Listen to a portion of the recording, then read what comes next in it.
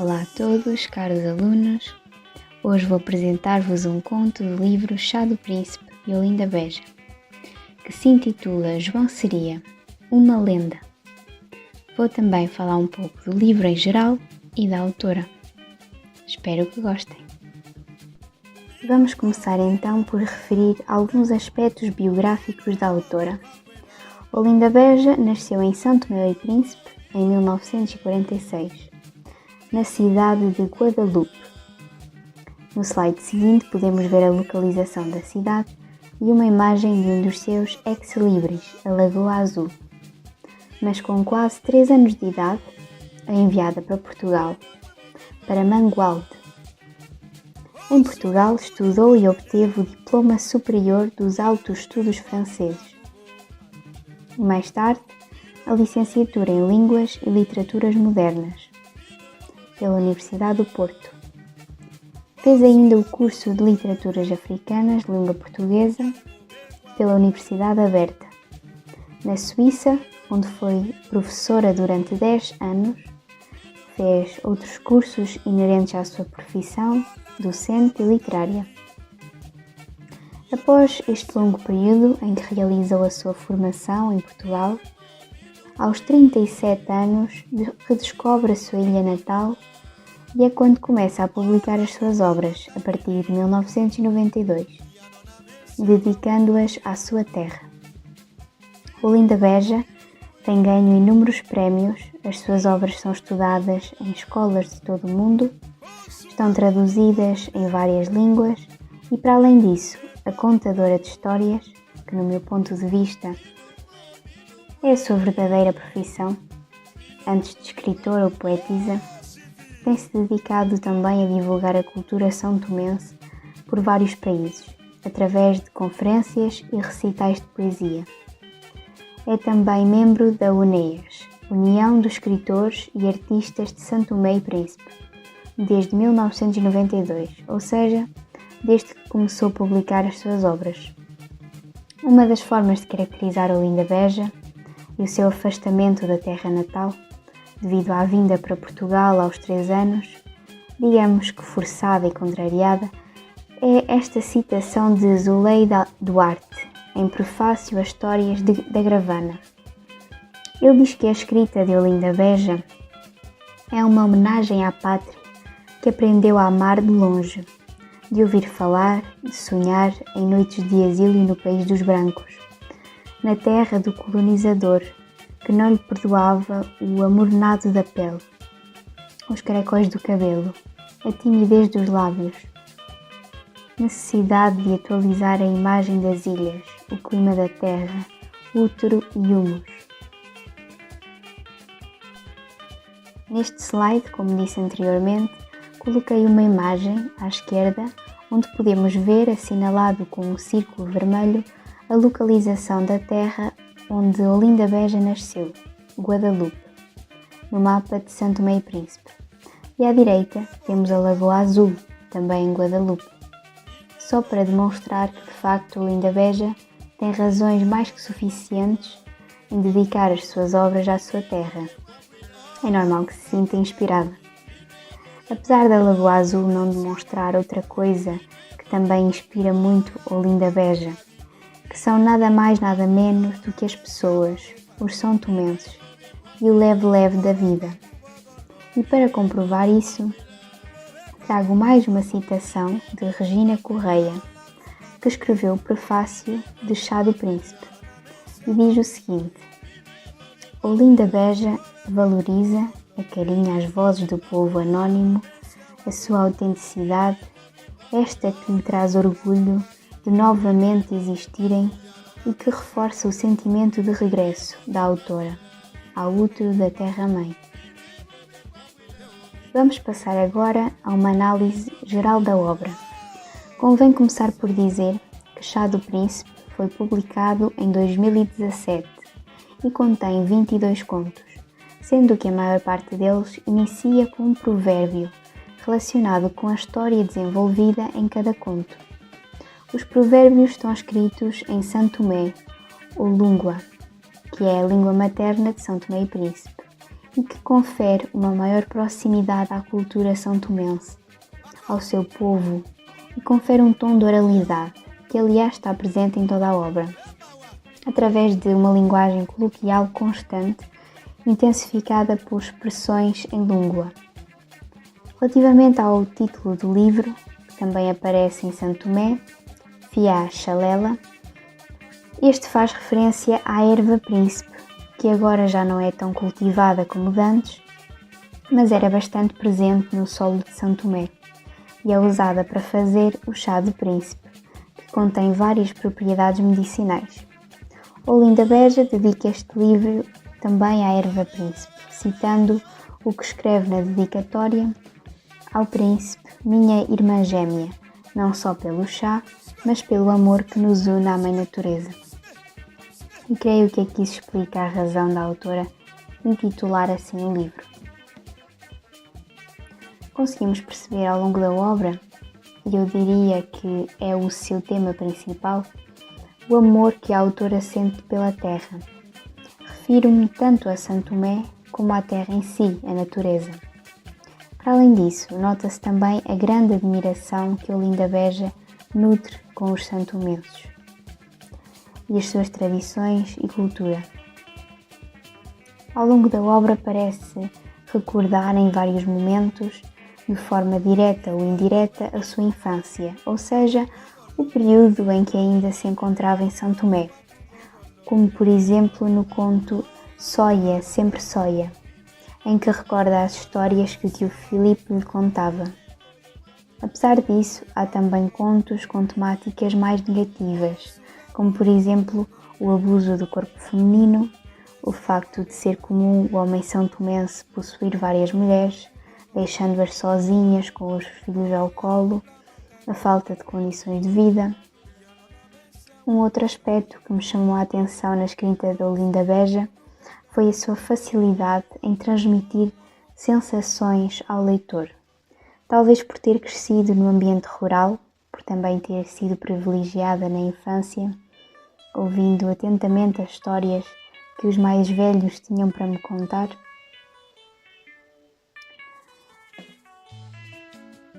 E ainda neste seguimento, queria dizer também que sei que são obras completamente diferentes, mas de certa forma fez-me lembrar os Novos Contos da Montanha, de Miguel Torga, por se tratarem de contos que retratam as vivências dos transmontanos, que é a minha realidade, e que em certos aspectos se assemelha à realidade dos são-tomenses, pela simplicidade, pelo uso de expressões típicas da região, que também se verificam nos Novos Contos da Montanha, pela vida no meio rural e precário.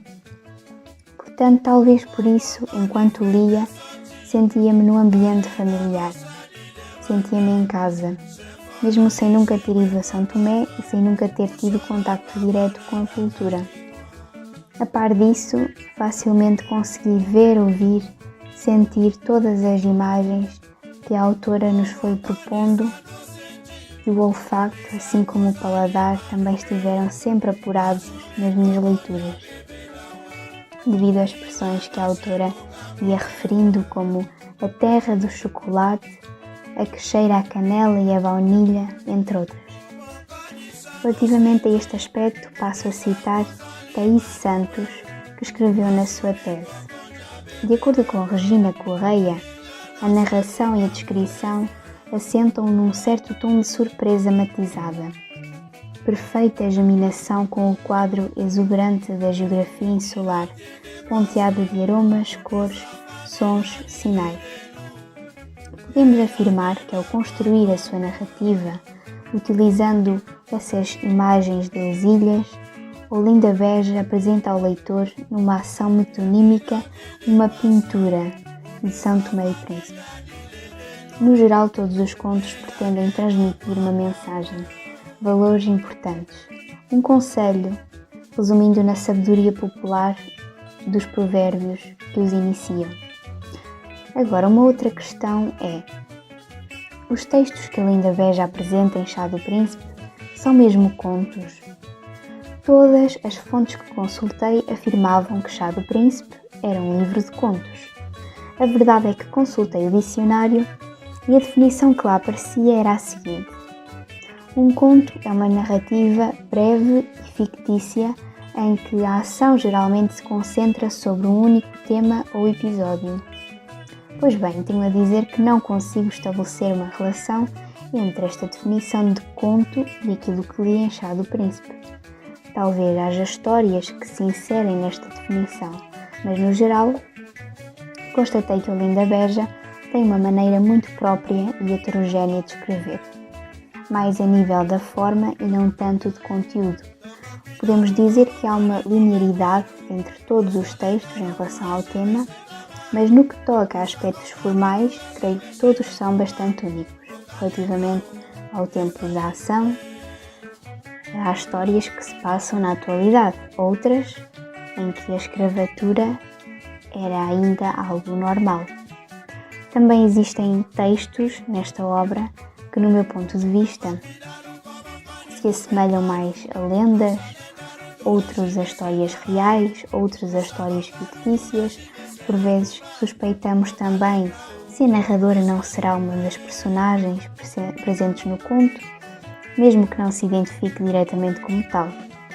Portanto, creio que ao longo da obra existem vários tipos de géneros literários, vocalização e narração. Para finalizar esta abordagem geral da obra, trago uma citação de Regina Correia relativamente à escrita de Olinda Beja, que diz: constrói, à guisa da tradição oral africana, um cenário humano e natural encantatório, poetizando numa espécie de esconjuro redentor a desgraça, a pobreza, agruras e descaminhos, os traumas históricos do passado longínquo e do mais próximo, porque assim se abre caminho ao sorriso de esperança nos olhos da liberdade, porque afinal a vida se impõe sobre a memória tenebrosa dos séculos. Vamos agora passar ao conto que escolhi. João seria uma lenda. Em primeiro lugar, queria dizer que foi um pouco difícil escolher um conto, porque de facto gostei muito de ler esta obra e acabei por me identificar com a maioria das histórias. Mas escolhi este essencialmente pela forma que apresenta, que achei curiosa e muito única. Diria que é uma espécie de carta a João Seria, uma homenagem. Aliás, Olinda Beja refere o seu nome nas dedicatórias, dizendo a João Seria, a voz intemporal que sabe eternizar as ilhas.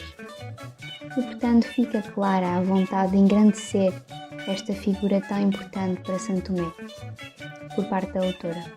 E também o escolhi por enaltecer o papel da música, que é algo a que também estou ligada e portanto chamou-me mais a atenção.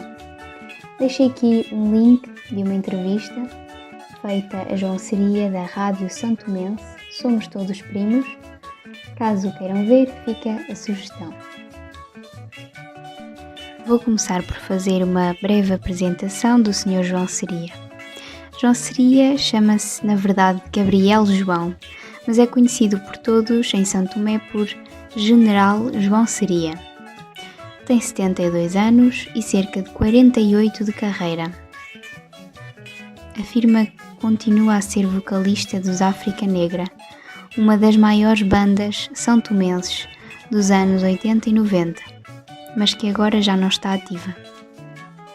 João Seria, portanto, um dos mais emblemáticos cantores são-tomenses.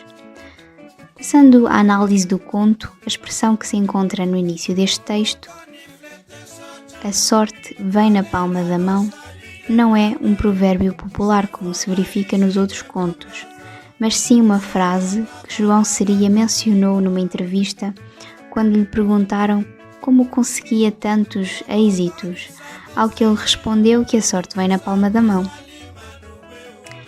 Esta explicação é dada durante o conto na página 100. Caso tenham o livro da editora Rosa de Porcelana. Já no conto em si, a narradora começa por recordar o momento em em que redescobre a sua terra natal quando regressa a São Tomé após longos anos em Portugal, já após independência, e diz o seguinte: anos 80, quase a meio, quase a 10 anos de distância da independência, e o meu regresso em cheio ao berço de bate-papo, às raízes abençoadas de uma placenta que ficara enterrada no quintal, à espera que eu abrisse de novo a porta materna. E abri, com alegrias inesperadas que o tempo da reinfância volta sempre ao útero das nossas memórias. Como o berlinde em mão de criança, joga-se longe, mas quer-se de volta. Como foi inesquecível o tocar a mão da mãe ausente, o borboletar pelos velhos caminhos do mato, o saborear paladares há muito enterrados nas ânforas de uma Europa que nada tem para nos ensinar, a não ser a forma diplomática como nos obriga discretamente a relegar para segundo plano todos os outros continentes, sobretudo o continente da Terra-mãe. Tudo era novo, tudo era diferente, tudo era um pedaço de mim arrancado à meninice que aos 3 anos deixou escondida na bruma a esfera armilar de sons ébrios de encantamento. Neste conto intensificam-se também aspectos de que falei anteriormente na análise geral da obra, como a admiração que a narradora sente pelo povo. Na expressão um fundão, uma festa do povo, sempre fui uma amante do povo, essa gente que é capaz de se sacrificar para ajudar um amigo. Não há nada mais puro, mais verdadeiro que um abraço dado por alguém do povo. Aquele abraço sem mentiras, sem evasivas, um abraço sentido, apertado contra o peito, profundamente solto de preconceitos de elites e outras aldrabices. A proximidade com a sua família, quando diz: cabelo cheio de trancinhas que tia Bibi resolvera enfeitar-me a cabeça, à moda da terra, e o carro do tio Zezinho a deslizar remansoso para a cidade capital, a caminho de Budu-Budu. E a transmissão de sensações, através da seguinte sinestesia: um mundo de cores, profusão de línguas, cheiros, aromas, que se iam soltando dosar envoltos em pratos deliciosos, em saquinhos de onde se pressupunha estarem guardadas todas as iguarias exóticas das ilhas do cacau. Para além disso, a narradora demonstra uma grande admiração por João Seria. Vê-o como um herói, um símbolo nacional de liberdade e da independência. Como refere nas expressões: o que deveras me inebriou foi a voz do homem que tinha um nome a fazer lembrar um tempo verbal. Seria. E ainda o ritmo que perdurou até às 5 da manhã tinha o sabor de uma nação que acabava de proclamar a sua independência, e a voz de João Seria extasiou os meus dias de sonho na ilha que me viu nascer, mas não crescer. Para além da sua admiração pessoal pelo músico, Olinda Beja evidencia a admiração geral dos são-tomenses e a gratidão que todos sentem pelo general João Seria ter feito tanto pelo país, como podemos ver na expressão: e João Seria percorreu a distância do aeroporto ao centro da cidade, entre gritos e aplausos, como se fosse um rei. E era. Nem certos presidentes tiveram aquele banho de multidão. Nunca. Quem como ele fez também a publicidade ao país insular escondido no umbigo do mundo. É de facto um rei.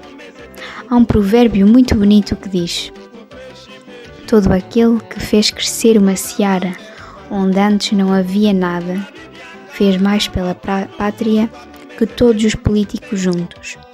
E João Seria fez crescer milhares de searas.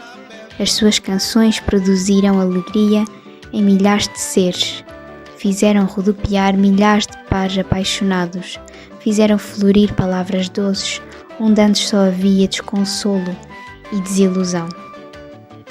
Reforçando ainda esta ideia, numa outra expressão, Olinda Beja explica porque é que todos o chamam de general. Alguém te apelidou o general, mas só isso não chega para a grandeza da tua voz, dos teus êxitos, das delícias com que encantaste e ainda encantas tantas noites a milhares de corações sedentos de enleios. General, rei, príncipe, sim, este chá do príncipe cheio de contos também é para ti, pois estás em todas as lembranças da ilha que te viu nascer.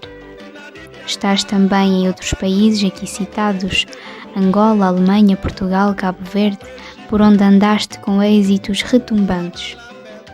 Apesar de todos estes aspectos positivos que a narradora destaca, relativamente ao papel do músico no seu país, refere também, por outro lado, que este não tem tido o reconhecimento que merecia.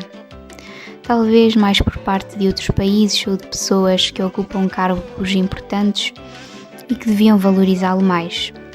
Eu também notei essa desvalorização nas minhas pesquisas porque encontrei muita pouca informação sobre João Seria. Os vídeos das suas músicas que se encontram no YouTube vê-se que são bastante amadores, com fraca qualidade. As imagens de João Seria são quase inexistentes, comparando com outros artistas, e acredito que tudo isto se deva à falta de apoio e de reconhecimento que a narradora também fala no conto. Por exemplo, na expressão tão pouco João Seria, tão pouco para quem tem feito tanto pela terra onde nasceu. Atrevo-me mesmo a dizer que o teu coração se alegra de cada vez que cantas as Ilhas do Cacau e as suas gentes. Pouco te importando as homenagens, essas ficam para os que pouco fazem. Sempre foi assim. E o conto termina com mais uma demonstração de carinho e profunda gratidão, finalizando da seguinte forma: embora não o saibas, nem nunca o tenhas sonhado, digo-te hoje que nas letras das tuas canções aprendi muito sobre o nosso povo, sobre nós, sobre a nossa maneira de viver e de sentir. Por tudo isto, João, seria a minha eterna gratidão. Por tanto que tens feito pela nossa identidade, pela nossa afirmação como povo soberano, gostaria de ter ainda a felicidade de ver o teu nome encher as páginas da cultura do nosso diminuto, mas grande país. Esse país que tu representas, João Seria. Esse país que tu cantas e encantas há tantas décadas, que o teu tempo, tenho a certeza, há de ser eterno. Como puderam ver, este conto apresenta uma forma peculiar, por não haver diálogos, personagens e por a narradora, que escreve sempre em primeira pessoa, se dirigir apenas a João Seria, com o objetivo de o homenagear. Para além disso, ao longo do texto, fazem-se uma espécie de pausas, onde a narradora escreve letras de grandes êxitos do músico, o que acaba por despertar o interesse do leitor em ir ouvir essas músicas, em compreender a letra e confere uma certa musicalidade ao texto.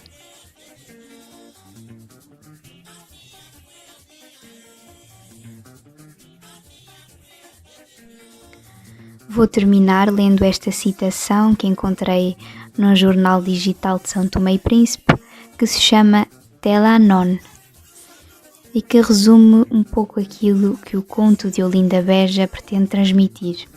Diz o seguinte: a música é a cultura é o bilhete de identidade de um povo. João Seria deu-nos a conhecer nos anos 70 e daí em frente, no momento mais fervoroso, esperançoso e discutível da nossa história de país independente, de que não se deve medir os homens aos palmos. A nossa universidade em São Tomé não menospreza nem ensombra qualquer pensamento intelectual quando institucionalizar os mais enciclopédicos testemunhos daqueles que serviram e servem a nação, antes mesmo dos políticos, vir a chamar o João Seria, o nosso general de todos os tempos, para receber o merecido galardão nacional. Termino aqui a minha apresentação com 2 questões finais para vos fazer pensar um pouco e para poderem responder nos comentários ou apenas para vocês. Então a primeira é: Olinda Beja considera que João Seria contribuiu muito para a divulgação de São Tomé e Príncipe através da sua música. Considera-o até como um herói. Acreditas que uma simples melodia possa ter esse poder? Consegues pensar em casos idênticos que aconteceram no teu país? E a segunda questão é: achas que a forma como Olinda Beja escreve o título do conto João Seria, uma lenda, pretende transmitir alguma mensagem subjacente? As músicas de fundo que estiveram a passar durante a apresentação são todas de João Seria e dos África Negra. Espero que vos tenha incentivado a ouvi-las com mais atenção, eu acho que vale a pena.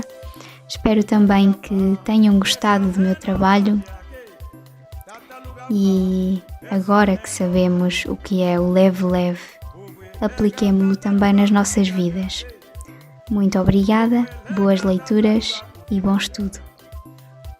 Se quiseres marcar uma explicação comigo, podes enviar-me um e-mail para biamendesgomes@sap.pt.